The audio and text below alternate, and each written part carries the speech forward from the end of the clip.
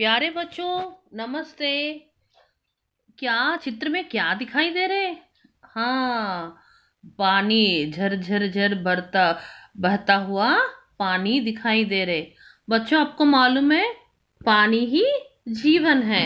पानी सबके लिए जीवनाधार है।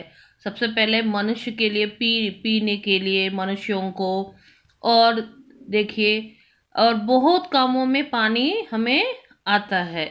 देखिए, मनुष्यों को ही नहीं, सिर्फ प्राणियों को भी, अन्य प्राणियों को भी, जैसे पानी में रहने वाले मछलियाँ, और खेती बाड़ी के लिए, देखिए बहुत सारे कामों के लिए पानी हमें चाहिए। पेड़ पौधे उगाने के लिए, पेड़ पौधों के लिए, सबके लिए पानी चाहिए। पानी कहाँ से मिलती थी हमें? सब पहले तो देखिए, कुएं से हमें पानी निकालते थे। हम पानी निकाल के बकेट भर या हांडी भर, घड़ा भर पानी निकाल के घर को लेके जाते थे। कभी कभी आप ये भी देखते होंगे कि पानी के लिए फाइटिंग्स, लड़ाई, हाँ, नहीं, नल के पास नहीं तो टैंकर के पास पानी के लिए लड़ना भी आप कभी कभी देखते होंगे। यानी क्या है कि पानी बहुत ही मूल्यवान है। और पानी की स्रोत कहाँ कहाँ से मिलती है हमें पानी? देखिए, रिवर्स यानी नदियाँ, और लेक्स, तालाब, पॉन्ड्स, पोकर, ओशंस, महासागर, सागरों से हमें पानी मिलता है। पानी के स्रोत है, यानी पानी ज़्यादातर हमें अधिक रूप में मिलने वाले स्रोत है। यानी वाटर बॉडी सबको मालूम है ना, सोर्सेस ऑफ वाटर आपको क्या है? पानी जहाँ जहाँ मिलता है। देखिए, लेक्स पहले ही बता चुकी थी ना मैं। और यहाँ आने से देखिए, नाले, कुआं, हैंडपंप और नल। बट बच्चों, आपको मालूम है कि इन सब में, इन स्रोतों में कहाँ से आएगा पानी? आपको मालूम है? हाँ, पानी का चक्र के बारे में एक बार ध्यान देंगे हम। पानी का चक्र क्या है कि देखिए, यहाँ समुंदर या नदियों से जो पानी है, वो सूरज की तापमान की वजह से, सूरज के तेज तापमान से, तेज रोशनी से, गर्मी से भाप के रूप में ऊपर जाके बादल के रूप में बन जाता है। वही बादल जब पेड़ों से हवा आते तो ठंडी हवा के साथ वह भाष्प के रूप में नीचे बिंदुओं के रूप में बारिश बरसाता था। बिंदुओं के रूप में, बूंदों के रूप में बारिश के जैसे नीचे आ जाता था। फिर ये बारिश सबको भरा देता है, नदियों को, नालों को, सारे। देखिए, यहाँ आपको ये एरो मार्क है ना, ये तीर की निशान ये है ना, इससे आपको पता चलेगा। पहले पानी सूरज की गर्मी के कारण ये ऊपर बादलों के जैसे बन जाता है। वही बादल ये पेड़ों की हवा के कारण, ठंडी हवा के कारण, फिर बरसात के रूप में, वर्षा के रूप में आके फिर ये स्रोतों को भरा देता है। और देखिए, पानी में खेलना सबको बहुत पसंद है ना जी? हाँ, सबको पसंद है। और नदी नालों की रक्षा करना हमारा कर्तव्य है। इनको दूषित नहीं करना चाहिए पानी को। अगर पानी को असल में देखिए बच्चों, पानी को व्यर्थ बहाना भी नहीं चाहिए। अगर पानी की कमी है तो धरती क्या हो जाएगी? अकाल में पड़ जाएगी, अकाल आएगा। पानी की कमी से अकाल यानी क्या है? सूखा रूखा हो जाता है, सूखा रूखा हो जाता है भूमि। और बीच बीच में क्या हो जाएंगे? भूमि सूख के वो पैदावार, खेतों की पैदावार नहीं हो जाएगा। खेतों उगा नहीं सकते, पेड़ पौधे भी हम उगा नहीं सकते।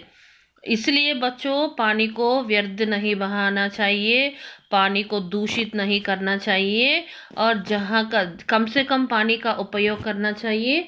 और देखिए, और क्या करना है कि जितना चाहे उतना तक पानी का उपयोग करना चाहिए। और ये स्रोतों को कभी भी व्यर्थ नहीं करना चाहिए, दूषित नहीं करना चाहिए।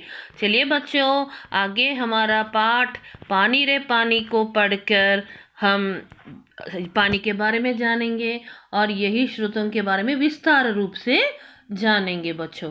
देखिए, यहाँ सूरज है और ये बूंदे हैं, बरसने वाले बूंदे हैं। इससे आपको क्या पता चलेगा बच्चों कि सूरज की तापमान से बादल बन जाते हैं भाप के रूप में। बादल के रूप में भाप जाकर ऊपर बादल के रूप में बन जाता है, और वही बादल ठंडी हवा के कारण नीचे वर्षा के रूप में बरसता है। लेकिन ये ठंडी हवा आने के लिए क्या चाहिए?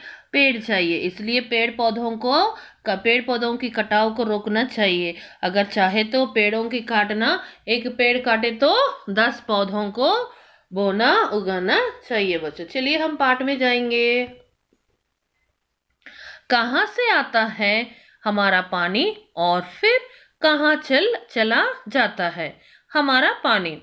हमने कभी इस बारे में कुछ सोचा है? सोचा तो नहीं होगा शायद, पर इस बारे में पढ़ा जरूर है। भूगोल की किताब पढ़ते समय जल चक्र जैसी बातें हमें बताई जाती है। एक सुंदर सा चित्र भी होता है इस पाठ के साथ। सूरज, समुद्र, बादल, हवा, धरती, फिर बरसात की बूंद और लो फिर बहती हुई एक नदी, और उसके किनारे बसा हमारा घर, गांव या शहर। चित्र के दूसरे भाग में यही नदी अपने चारों तरफ का पानी लेकर उसी समुद्र में मिलती दिखती है। चित्र में कुछ तीर भी बने रहते हैं। समुद्र से उठी भाप बादल बनकर पानी में बदलती है, और फिर इन तीरों के सहारे जल की यात्रा एक तरफ से शुरू होकर समुद्र में वापस मिल जाती है। जल चक्र पूरा हो जाता है। देखिए जल चक्र पहले हमने पढ़ चुके थे ना। ओके, यहाँ समुद्र से शुरू होके फिर आके वर्षा के रूप में फिर समुद्र में मिलना। और देखिए बच्चों, यह तो हुई जल चक्र की किताबी बात, पर अब तो हम सबके घरों में, स्कूल में, माता पिता के दफ्तरों में, कारखानों और खेतों में पानी का कुछ अजीब सा चक्कर सामने आने लगा। नलों में अब पूरे समय पानी नहीं आता। नल खोलो तो उससे पानी के बदले सू सू की आवाज आने लगती है। पानी आता भी है तो बेवक्त, कभी देर रात को तो कभी भोर सवेरे। मीठी नींद छोड़कर घर भर की बाल्टियां, बर्तन और गड्ढे भरते फिरो। पानी को लेकर कभी कभी कहीं आपस में तू मैं भी होने लगती है। रोज रोज के इन झगड़े टंटों से बचने के लिए कई घरों में लोग नलों के पाइप में मोटर लगवा लेते हैं। इससे कई घरों का पानी खींचकर एक ही घर में आ जाता है। यह तो अपने आसपास का हक छीनने जैसा काम है, लेकिन मजबूरी मानकर इस काम को मोहल्ले में कोई एक घर कर बैठे तो फिर और कई घर यही करने लगते हैं। पानी की कमी और बढ़ जाती है। शहरों में तो अब कई चीजों की तरह पानी भी बिकने लगा है। यह कभी गांव शहरों में ही नहीं, बल्कि हमारे प्रदेशों की राजधानियों में और दिल्ली, मुंबई, कोलकाता, चेन्नई और बेंगलुरु जैसे बड़े शहरों में भी लोगों को भयानक कष्ट में डाल देती है। देश के कई हिस्सों में तो अकाल जैसी हालत बन जाती है। यह तो हुई गर्मी के मौसम की बात। लेकिन बरसात के मौसम में क्या होता है? लो, सब तरफ पानी ही बहने लगता है। हमारे तुम्हारे घर, स्कूल, सड़कों, रेल की पटरियों पर पानी भर जाता है। देश के कई भाग बाढ़ में डूबे जाते हैं। यह बाढ़ न गांवों को छोड़ती है और न मुंबई जैसे बड़े शहरों को। अब अभी हैदराबाद को भी नहीं छोड़ा था। ये कुछ दिनों के लिए सब कुछ थम जाता है, सब कुछ बह जाता है। बच्चों इसमें अब यहाँ तक मैं पढ़ पढ़ पढ़ के इस भाग को ख़त्म कर दूंगी। बच्चों इसमें क्या कह रहा है मालूम? बच्चों देखिए, कभी भी पुराने ज़माने जैसे हमें पानी की स्रोत तो इतना ज़्यादा नहीं मिल रहे, क्योंकि बढ़ती हुई जनसंख्या, पॉपुलेशन बढ़ रही है और उनकी सुविधा के अनुसार पानी भी नहीं मिल रही है। और कहीं ना कहीं बड़े से बड़े इमारत कंस्ट्रक्शंस भी बना रही है। और फर्स्ट ऑफ ऑल क्या है, सबसे पहले कि पानी व्यर्थ तो बहा रही है, बहुत ज़्यादा इस्तेमाल कर रहे हैं और वेस्ट भी कर रहे हैं।